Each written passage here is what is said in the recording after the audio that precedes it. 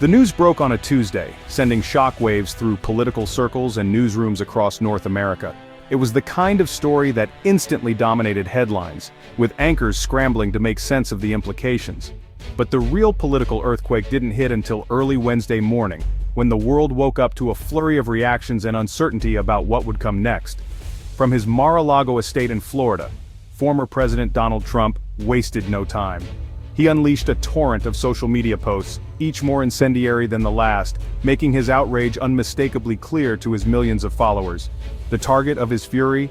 Canada, which had just announced a stunning and unexpected shift in its energy export strategy, sending ripples through the global oil market. Trump didn't hold back. He called the move a betrayal, accusing Canadian leaders of deliberately undermining the American economy and putting U.S. jobs at risk.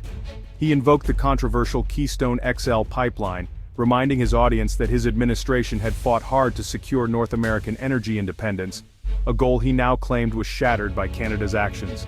Trump's outrage quickly resonated with millions of Americans. Social media exploded with heated debates, hashtags trended, and the story became a lightning rod for political passions, sparking a firestorm online, and immediate pressure on Washington to respond. For decades, America had viewed Canada as its most reliable oil supplier, a cornerstone of U.S. energy policy, and a symbol of the close partnership between the two nations. Trump's fury, while dramatic, highlighted a real anxiety simmering beneath the surface. The energy landscape was shifting, and old assumptions about security and supply no longer seemed certain. His outburst forced a national conversation, making energy security a kitchen table issue for millions of American families who now worried about rising prices and future shortages. Canada's move was no longer just a matter of policy. It had become a major international news story, with the world watching closely to see how America would respond to this unexpected challenge.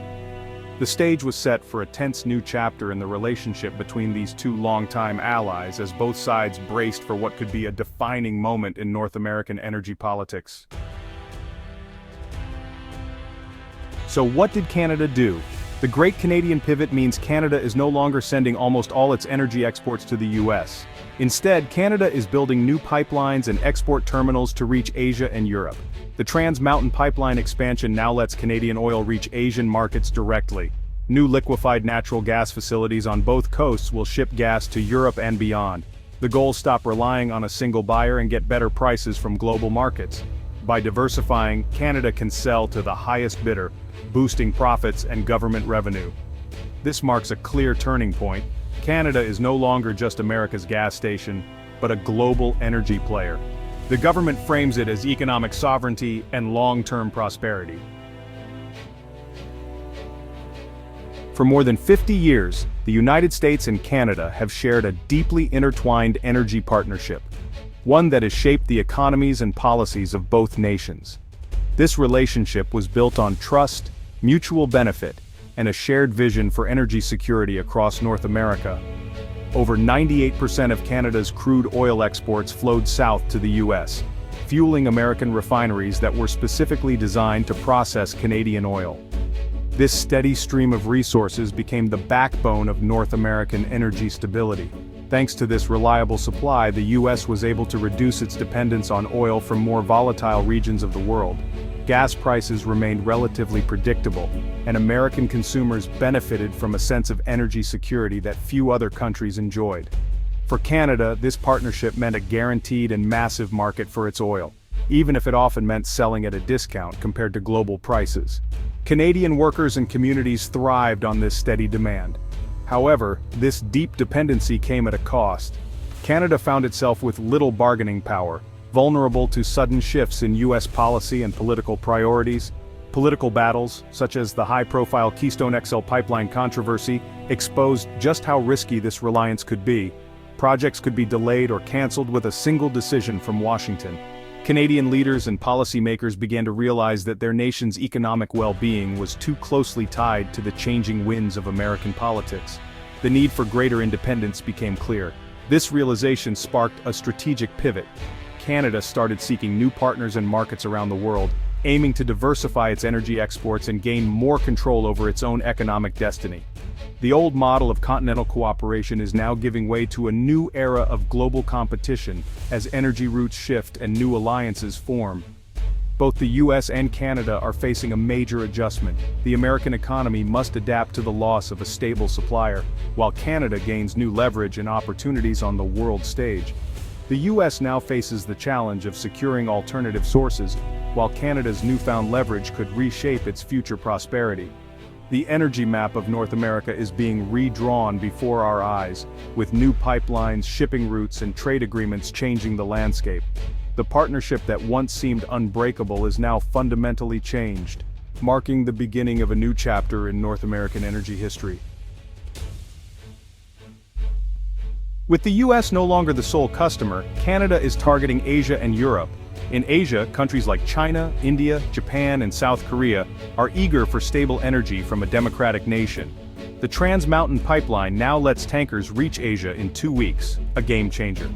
On the Atlantic, new LNG terminals are sending gas to Europe, where nations are desperate to replace Russian supplies. Canada's direct access to these markets means higher prices and new economic alliances. This isn't just about selling oil, it's about increasing Canada's global influence. By connecting to both Asia and Europe, Canada is redrawing trade routes and building new partnerships. The country is transforming from a continental supplier into a global energy powerhouse. Canada's energy pivot is reshaping the world's energy dynamics. Canada's energy pivot will send shockwaves through the US economy, impacting everything from Wall Street to small-town America. With less Canadian oil flowing south, the US will be forced to look farther afield for its energy needs, turning to more distant, less stable, and often pricier sources in regions like the Middle East, South America, and even Africa. The era of cheap, reliable oil just across the border is coming to an end. This means American industries, especially those that rely heavily on energy, like manufacturing, transportation, and agriculture, will have to make major adjustments to cope with higher costs and less certainty. Pipelines, railways, and entire businesses built around the steady flow of Canadian oil will face disruption and uncertainty. Infrastructure investments may be stranded, and workers in these sectors could see layoffs or reduced hours. Regions like the Midwest, which have long depended on Canadian energy, could be hit especially hard. Job losses, factory closures, and economic instability may ripple through communities that have already faced tough times. The US will lose a degree of energy independence, making it more vulnerable to global events, supply disruptions, and sudden price spikes. This increased exposure could lead to more volatile markets and uncertainty for investors. Businesses of all sizes will face unpredictable energy costs, which are likely to be passed on to consumers in the form of higher prices for goods and services. Everyday Americans could feel the pinch at the gas pump, in grocery stores, and on their utility bills.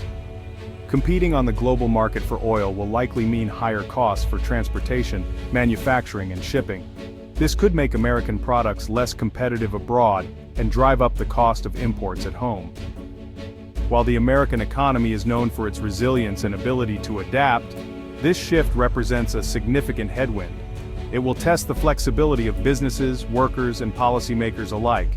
It's a structural change that forces companies and policymakers to rethink energy strategies, invest in new technologies, and consider alternative sources of power to maintain competitiveness. The comfortable buffer of Canadian oil is gone, leaving the US exposed to the full force of global energy markets.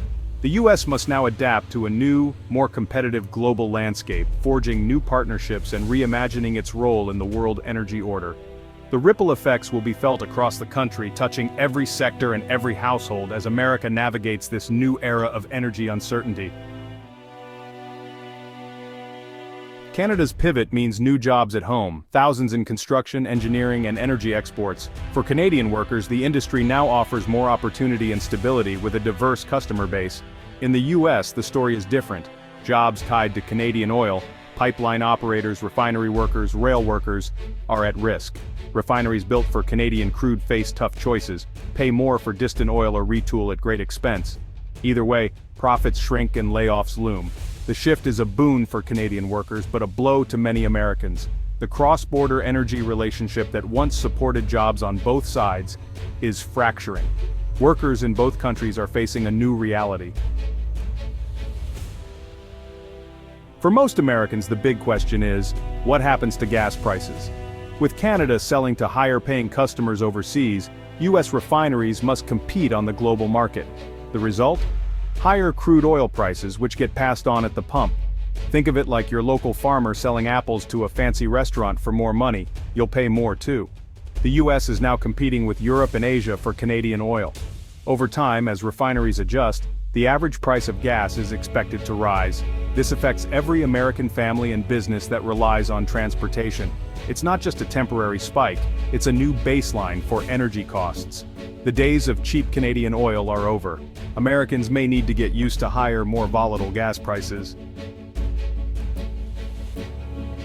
Canada's energy pivot marks a new era in US-Canada relations, one of friendly competition, not dependency. For Canadians, it's a source of pride and optimism, more jobs, more revenue, and a stronger national identity. For Americans, it's a tough adjustment, feelings of betrayal, political tension, and hard questions about the future. Should the US double down on domestic oil or accelerate the shift to renewables? Diplomacy will be key as the two countries navigate their new roles, competitors in energy, partners in other areas. For citizens, it means adapting to a world where old certainties are gone. Americans must pay closer attention to global energy markets. Canadians must manage their new global influence responsibly. The once quiet border is now a front line in the global energy game. The US faces big choices in this new energy landscape.